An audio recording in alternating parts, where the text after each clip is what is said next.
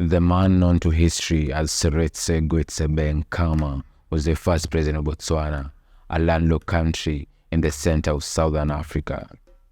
Internationally recognized as a great statesman, Seretse Khama is a model of a leader that the rest of the African presidents must emulate. As it happened, Seretse married Ruth Williams, a British woman at a time when Botswana was at the mercy of the shackles of colonization. As you might imagine, their marriage would set off an international soap opera that would make the British royal family look like a bunch of amateurs. Despite the disapproving glares and scandalized whispers, their marriage prevailed. It turned a potentially tragic tale into a triumph of love, courage, and the undeniable power of looking good in a suit. From 1965 to 1995, Botswana was the fastest growing economy in the world. During that 30-year stretch, Botswana's average rate of growth was at least 7.7%. Prior to independence, Botswana only had 12 kilometers of paved road and 20 graduates across the board.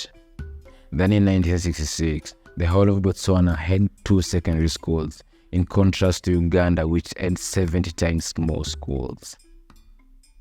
In due time though, Botswana effectively moved from being the third to poor nation we knew in the world to become an upper middle nation. This is largely attributed to good governance and the discovery of diamonds in 1967, right after the British left. It is a blessing in disguise, I must say. Most important though was the constructive policies implemented by Seretse Khama's government, as well as his successor, Kwet Ketumile Masire, who took over after Seretse died in 1980.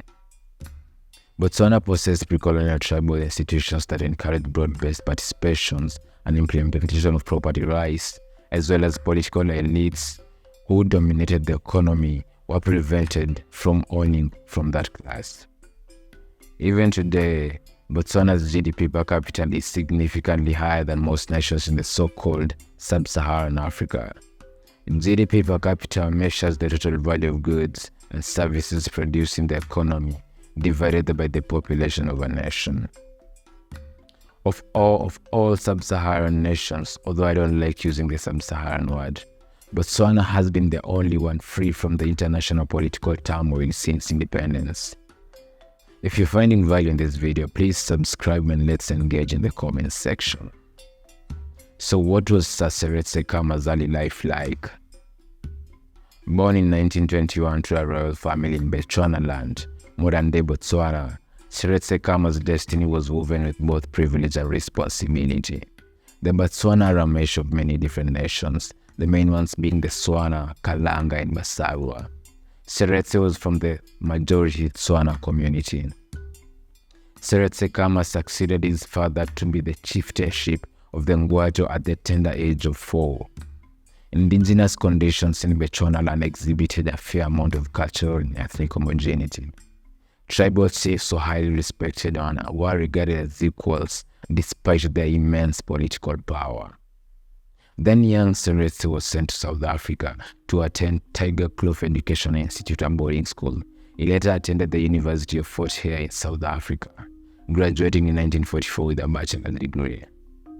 He then went to England and studied law at Balliol College, and then moved on to Oxford University and Inner Temple in London.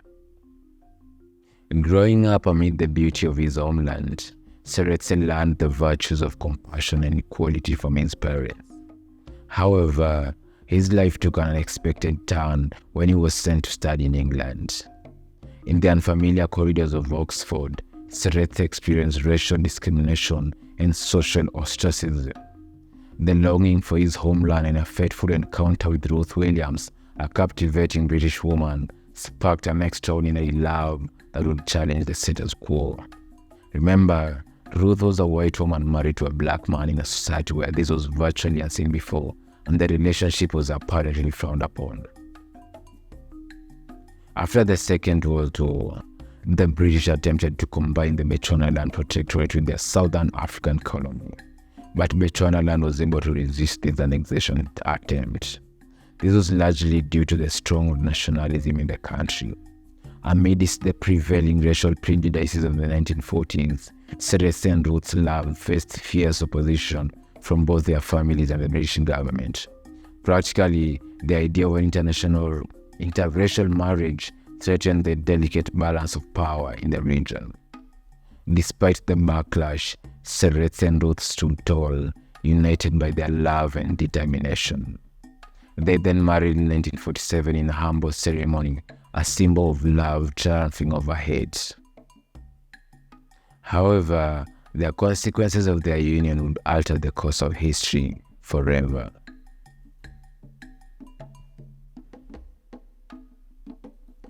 Upon their return to Botswana land, Seretse's ascension to the throne as Gozi or chief in Tswana was met with resistance from colonial authorities. The British government, driven by their interests, exiled Seretse, leaving Botswana in a state of turmoil. The administrative headquarters of Bechuanaland was located in South Africa, a country that had formulated and embraced the racist theory of apartheid. The idea of a neighboring country having a prominent black politician married to a white woman was an anathema to racist South Africa. From his exile, Seretse Khama never wavered in his pursuit for justice. His impassioned speeches inspired his people to rally behind him, demanding their right to self-determination. In 1956, Britain and Khama came to an accommodation. He and his wife would be allowed to return, and then, in return, he would renounce his claim as a traditional ruler. As the struggle of independence intensified, Seretse's leadership shone brighter than ever. In 1962, Khama founded the Bechuanaland Democratic Party as an opponent to the British-sponsored Bechuanaland People's Party. BDP appealed to the rural commoners and tribal chiefs alike, which ultimately became the ruling party. Khama's party easily won the 1965 elections and the race that followed. 3 years later, Britain recognized Gaborone as the capital of the territories within the borderland. Gaborone is today's capital, by the way. Seretse's unwavering commitment to democracy, equality, and economic development laid the foundation for a future in Botswana. In 1966, Botswana gained its independence, and Secretary Seretse Khama became first president. With Ruth by his side, he steered the nation towards prosperity and unity, embracing the concept of the Botho, the essence of African humanity. What about Khama's business acumen and astute governance? What was it about that led him adopt good policies? Few African leaders can claim to meet the high standards that Seretse Khama upheld during post-colonial Africa. In the 15 years that Seretse Khama was in office, Botswana's economy grew from one of being the poorest in Africa to the second richest in terms of GDP per capita.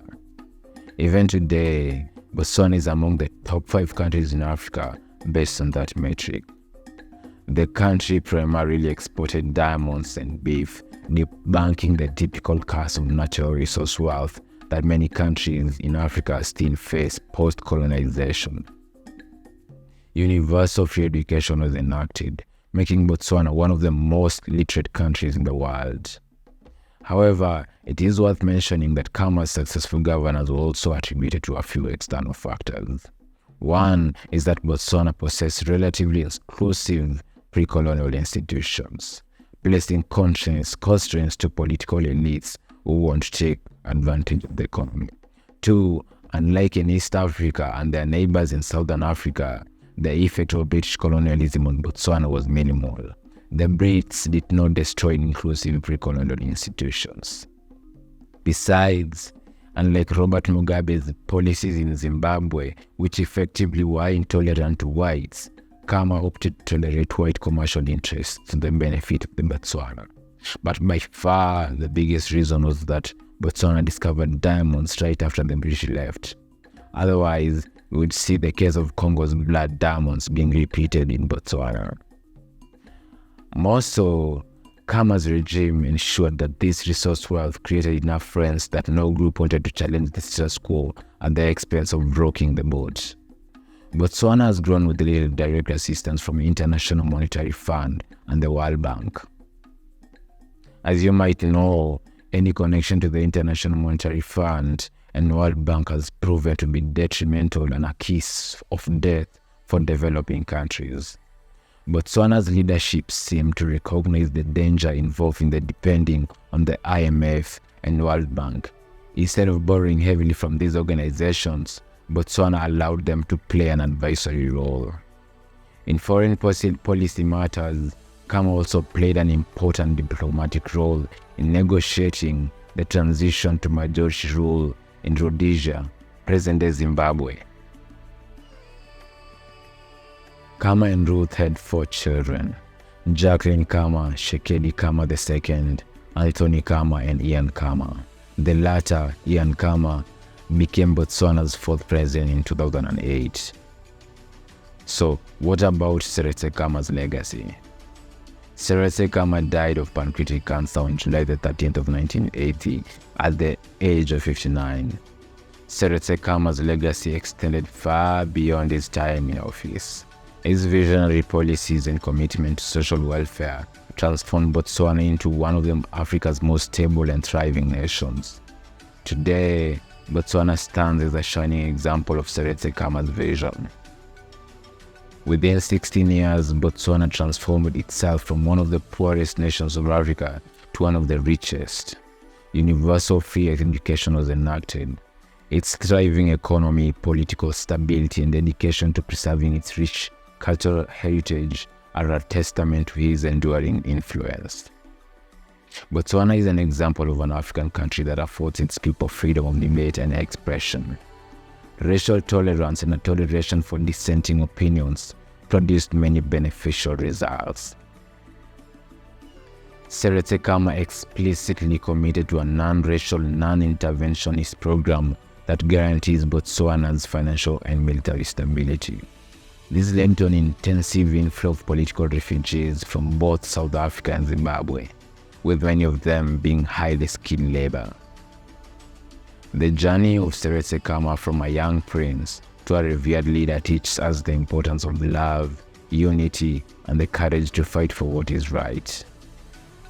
Seretse Khama's legacy continues to inspire generations of Africans, proving that with passion and perseverance, one person can truly change the world. Thank you for joining us on this emotional voyage through history. If you found Seretse Khama's story as inspiring as we did, don't forget to hit the like button and share this video with others. Remember to subscribe to our channel for more captivating stories from Africa and beyond. Until next time guys, peace and love. Kwaheri.